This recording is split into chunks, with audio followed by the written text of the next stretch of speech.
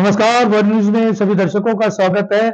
आज हम अपने दर्शकों को भ्रष्टाचार के उस अधिकारी का एक चिट्ठा सामने बताने जा रहे हैं, जो नलदुर्ग नगर परिषद के सीईओ कुंभार हैं, जो एक उनका इतिहास देखा जाए तो वो वहाँ पे एक कैशियर के तौर पर काम करते थे, लेकिन आज वो उसी पर अपने पद पे विराजमान हैं और उनके भ्रष्टाचार की परत एक यश संघर्ष और मानवाधिकार संगठन के महाराष्ट्र प्रदेश के अध्यक्ष सादिक शेख ने उनका बहुत बड़ा भ्रष्टाचार का खुलासा हमारे वार न्यूज पर किया है। हम अपने दर्शकों को वो चिट्ठा और वो समीकरण, क्या कुंभार को, नगर परिषद के सीईओ कुंभार को राजनीतिक नेताओं का वरदान प्राप्त है, क्यों इतना अनदेखा किया गया है, जबकि सादिक शेख ने मंत्रालय से लेकर जिला प्रशासन से लेकर मंत्रालय तक दस्तक दी है, वो सारे पुरावे, वो सारे सबूत पेश किए हैं। अब ये देखना है कि सबूतों के आधार पर ईडी, सीजो कॉम्प्लेक्स, सीबीआई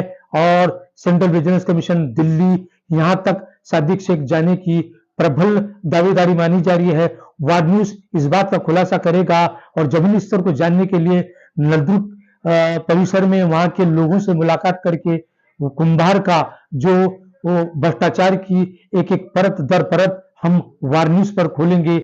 वार न्यूज में सभी दर्शकों का स्वागत है। आज हम नलदुर्ग के सीईओ लक्ष्मण कुंभार की कार्यप्रणाली और उसके किए गए वर्क पर हमने बताया था कि मानवाधिकार संगठन समिति के महाराष्ट्र प्रदेश के अध्यक्ष सादिक शेख ने एक बहुत बड़ा भ्रष्टाचार उनके हाथ लगा है। लक्ष्मण कुंभार को किसका वरदान है, इसका खुलासा हम आज सादिक शेख से रूबरू करेंगे। क्या लक्ष्मण कुंभार सच में करोड़ों रुपए का भ्रष्टाचार किया है? क्या नलदुर्ग के परिसर में जो 5 पीर दरगाह से बनाई गई जो घटिया किस्म की जो रोड बनी हुई है, उसकी जांच के लिए उन्होंने मांग की थी। सूचना अधिकार के तहत उन्होंने बहुत सारे दस्तावेज उनके हाथ लगे हैं, जिसमें स्पष्ट होता है कि लक्ष्मण कुंभार ने कॉन्ट्रैक्टर और ठेकेदारों की मिली भगत से घटिया किस्म के रस्ते और अन्य चीजों में उन्होंने किया है। उसका खुलासा हम सादिक शेख से लेंगे। सादिक शेख, आपका वार न्यूज में स्वागत है। क्या आपने लक्ष्मण कुंभार के बारे में जो सूचना प्राप्त की है, जमीनी स्तर को पूरा खंगाला है, जिलाधिकारी से लेकर मंत्रालय तक आपने दस्तक दी है, आज तक उस पर किसी तरह की कार्रवाई नहीं करना, या सरकार निकम्मी है या प्रशासन कुंभार से जिलाधिकारी निकम्मा है? क्यों लक्ष्मण कुंभार को इतनी छूट और रियायत दी जा रही है? आप क्या कहना चाहते हैं? सबसे पहले तो मैं आपका धन्यवाद मानना चाहता हूं, क्योंकि आपने हमारी बातों की दखल लेकर हमें यहाँ पर बुलाया। जिस तरह से आपने जो प्रश्न किया है उसके बारे में मैं आपको बताना चाहूंगा। नलदुर्ग नगर परिषद में जिस तरह से मैंने 3 मांगनी की थी, सबसे पहले नलदुर्ग नगर परिषद मार्फत 5 पीर दरगाह से 5 पीर चौक पर्यंत ये जो रास्ता हुआ है उसके बारे में। दूसरी जो मेरी मांगनी थी, गौड़ी गली ये थे सावरकर चौक से श्री राम मंदिर पर्यंत सीसी रोड। और तीसरी मेरी मागणी थी नलदुर्ग नगर परिषद मार्फत नानिमा दरगाह या ठिकाणी शौचालय बांधकाम। ये सब तीनों कॉन्ट्रैक्टर पर कार्रवाई करके इन्हें काली यादी में डालने के लिए मैंने मांगनी की थी। ब्लैकलिस्ट करने के लिए मैंने तीनों कॉन्ट्रैक्टर को मांगनी किया था। जिस तरह से मैंने मांगनी किया, उसके बाद में मेरे पहले मांगनी का कोई जवाब मुझे नहीं मिला। उसके बाद मैंने दूसरे टाइम इस तरह से मांगनी की थी कि अगर आप इन तीनों कॉन्ट्रैक्टर पर कार्रवाई नहीं करेंगे तो मैं नगर परिषद के सामने बेमुदत धरने आंदोलन के लिए आपके यहाँ बैठ रहा हूँ। तो नगर परिषद के मुख्य अधिकारी ने मुझे 26/6/2024 को एक नोटिस निकाली और कहा कि हम ये तीनों कॉन्ट्रैक्टर पर कार्रवाई करने के लिए हम नोटिस निकाले हैं। आप जो है आपका आंदोलन, जो आप 3/7/2024 को आंदोलन कर रहे हैं, वो आंदोलन आप पीछे लें और नगर परिषद प्रशासन को सहकार्य करें। उनकी बात का मान रखकर मैंने आंदोलन नहीं किया। उन्होंने इस बात से मुझे अवगत किया था कि हम 4 दिन में तीनों कॉन्ट्रैक्टर को बुलाकर खुलासा लेंगे। उसके बाद मैंने उनसे इस बात की मांगनी की थी कि आप जो है जो खुलासा कॉन्ट्रैक्टरों के पास से लिया है उसकी हमें माहिती दो, लेकिन उन्होंने उसके बारे में कोई हमें जानकारी नहीं दी। उसके बाद मैंने ये कहा कि आपके कार्यालय में जो बांधकाम विभाग में सहायक अभियंता है इन्होंने आर्थिक संगनमत करके ये तीनों कॉन्ट्रैक्टर को पार्टीशी घालने का काम किया है, तो उस पर भी उन्होंने कोई कार्रवाई नहीं की। उसके बाद मैंने डायरेक्ट मंत्रालय में मैंने आखिरी पत्र इस प्रकार दिया था कि हमने आज तक जो आपको मांगनी की है उसके बारे में हमें खुलासा दे और इस पर कार्रवाई करे, वरना हम कोर्ट के थ्रू आपको नोटिस देंगे। लेकिन इस बात पर भी उन्होंने हमसे कोई भी जवाब नहीं दिया।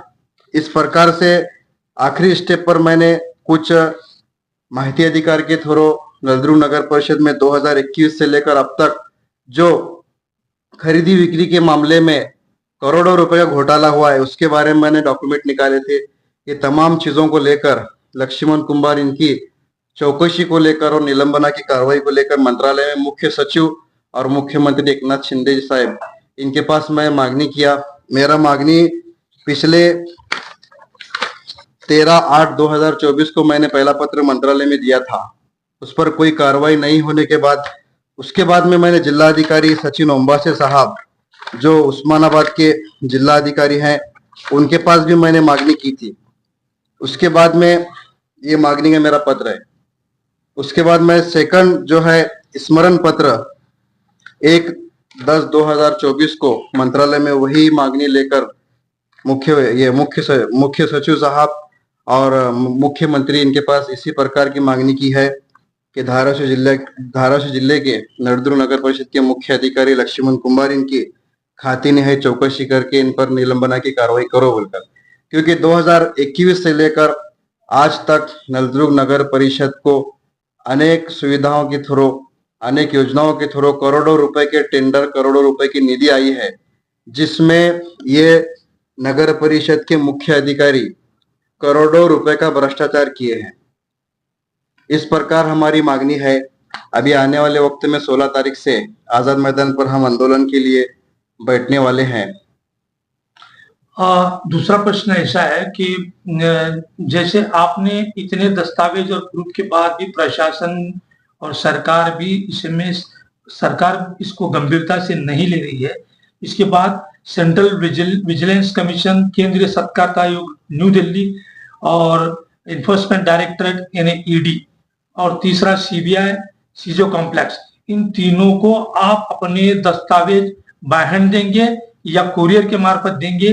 क्योंकि राज्य सरकार लक्ष्मण कुमार पर इतनी क्यों मेहरबान है और जिला अधिकारी उम्बा से इतना क्यों मेहरबान है, इसके पीछे के तथ्य हम पूरे खंगालने की कोशिश करेंगे और जमीनी स्तर को जांचने के लिए खंगालने के लिए हम नलदुर्ग में वहां के लोगों के विचार और लोगों के काम की पूरा मुआयना करेंगे और जांच करेंगे।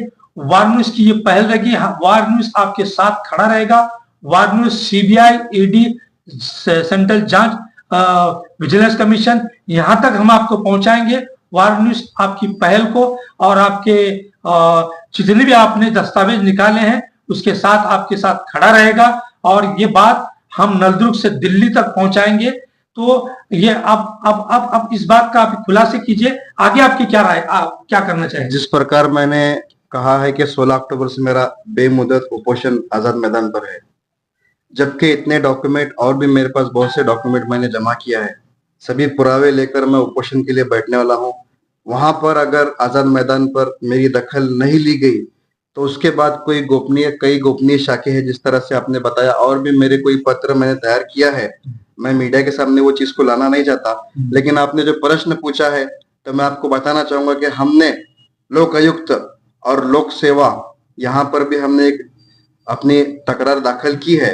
आने वाले वक्त में सीवीसी, सेंट्रल विजिलेंस कमीशन और इन्फोसिस डायरेक्टर मुंबई और ईडी, यहाँ पर हम लोग जो है एक रीट दाखिल करने वाले हैं और आने वाले वक्त में इसी प्रकार इस भ्रष्टाचार के विरोध में मेरी लड़ाई चालू रहेगी। जब तक के लक्ष्मण कुमार इनके ऊपर कार्रवाई नहीं होती तब तक ये तमाम दस्तावेज लेकर हम सुप्रीम कोर्ट, हाई कोर्ट तक जाने के लिए तैयार हैं।